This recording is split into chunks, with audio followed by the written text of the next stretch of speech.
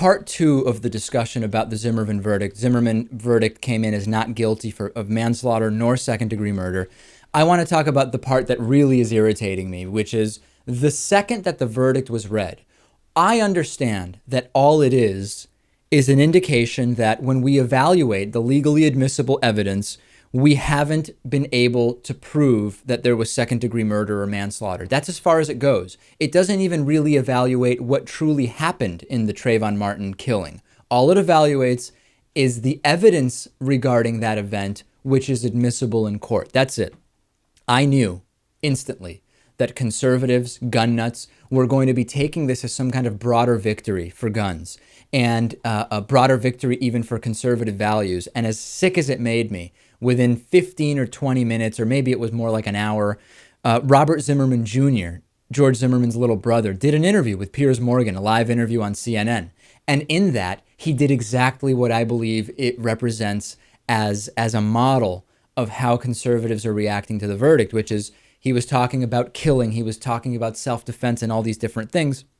And he said, listen, Piers, killing is bad no matter what, whether it's in self-defense or whether it's abortion. And that, for me, after I gagged and stopped dry heaving, really made me realize this is how conservatives are seeing this verdict. They don't understand.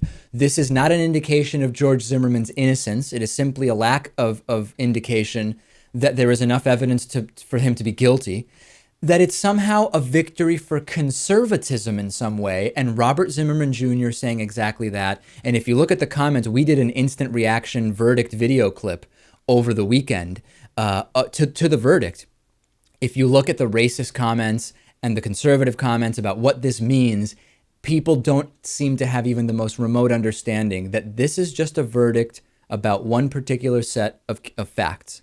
It is nothing else. Conservatives are loving it, though, Lewis. Yeah, well, I mean, in a way for them, it kind of is a victory. It's a victory of the laws they passed in Florida. It's a victory of gun rights and gun ownership in their minds. And they probably think of it as a victory for our legal system in general.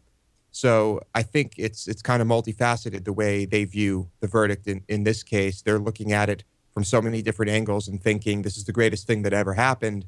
But we are not on the same side of that, are we? Paula Deen, by the way, taking the opportunity to try to prove she's not a racist. She's out there wearing a hoodie for Trayvon now. Are you serious? No, obviously not. You would think she would love the opportunity to prove how she's not racist, though, and that would certainly be one. George Zimmerman, though, can profit from this. Of course, you're not allowed to profit from a crime you did commit, but because he was acquitted, now he will be able to write a book. He will be able to tour the country if he feels safe enough and talk about the great victory of how he defended himself from that dangerous kid armed with Skittles and iced tea. And we can expect George Zimmerman to make a lot of money from the fact that he was acquitted here. I think there's a good chance we can expect him to be pushing up daisies, too. We'll see. Yeah, no, there's no question that he is going to be, he has a target on his back. His lawyers acknowledge that.